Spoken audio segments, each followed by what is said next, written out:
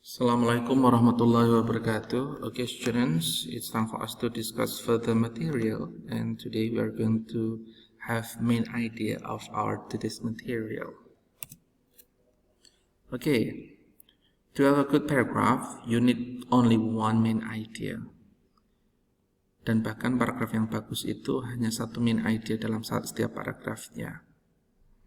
The first point, main idea is usually in form of sentence.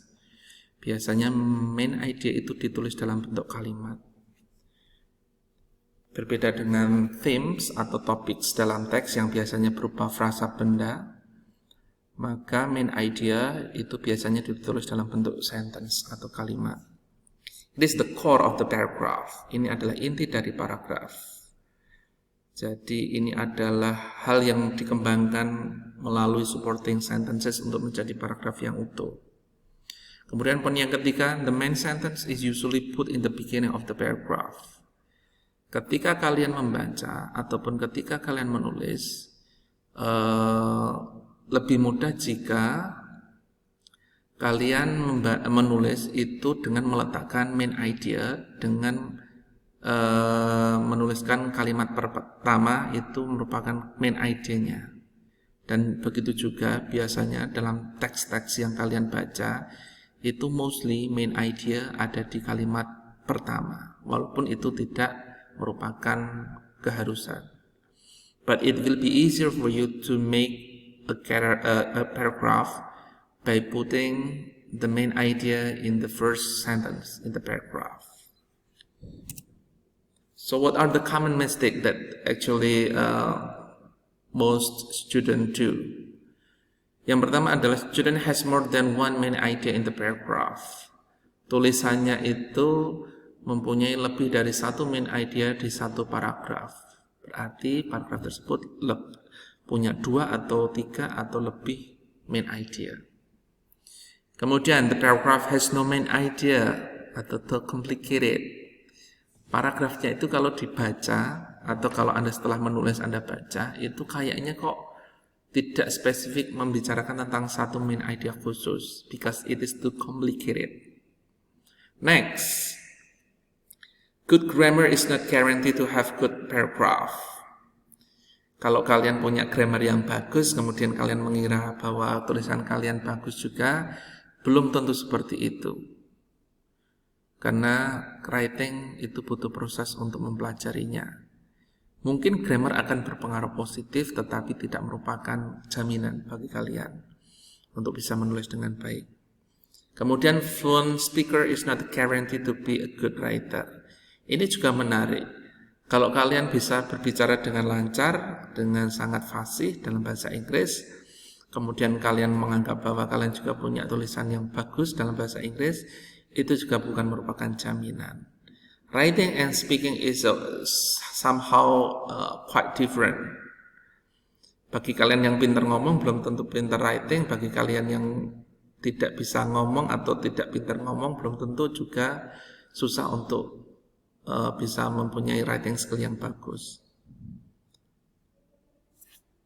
Next, bagaimana untuk memaintain bahwa setiap paragraf itu hanya terdiri dari main idea? Pak, kalau saya nulis itu biasanya saya nulis bebas, Pak. Tapi yang terjadi adalah teks saya atau paragraf saya terdiri dari banyak sekali main idea. Bagaimana untuk menjaga bahwa satu paragraf punya satu main idea saja, Pak? Yang pertama,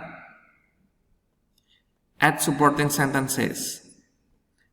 Kamu ambil satu main idea dan kembangkan itu dengan kalimat pendukung. Tapi hati-hati, yang relevan, yang ada hubungannya. Nah, kalau Anda sudah memfokuskan satu main idea dalam satu kalimat, kembangkan itu saja. Di luar itu, kalian tidak kembangkan, tidak cari kalimat yang tidak ada hubungannya. Number 2, check and recheck whether the sentence are relevant. Setelah kalian menulis, kalian cek lagi tulisan kalian. Yang kalian tambahkan apakah berhubungan dengan main idea atau enggak. Kalau tidak, hilangkan. Kalau berhubungan, pertahankan. Use second opinion if necessary. Kalau perlu, tanya teman. Ini tulisan saya gimana? Tanya orang tua, tanya guru, tanya dosen. Get used to be structured and systematic. Kalau itu academic writing, terbiasalah untuk structure, terpola, tertata, dan sistematis.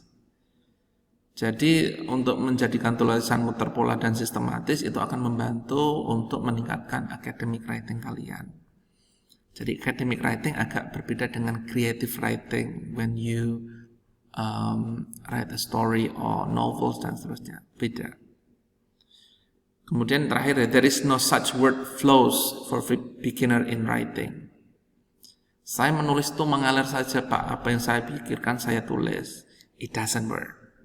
Kalau untuk writing, terutama academic writing, hal tersebut tidak bisa.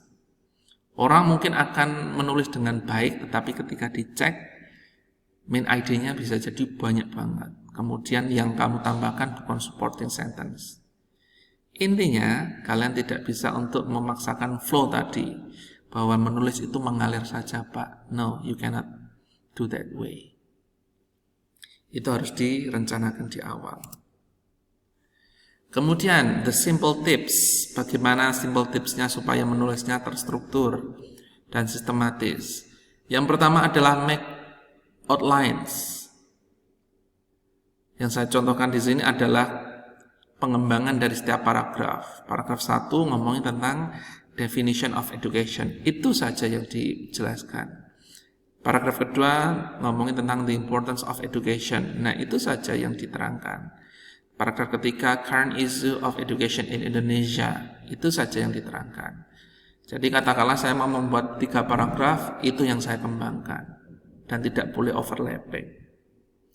Yang kedua adalah make a draft. Membuat draft. Draft itu rancangan tulisan. Kamu langsung menulis. Dan di situ ada revisi, ada kemudian supervisi dan seterusnya. Dan saya sarankan jangan kalian buat teks dalam bahasa Indonesia kemudian kamu ubah menjadi bahasa Inggris.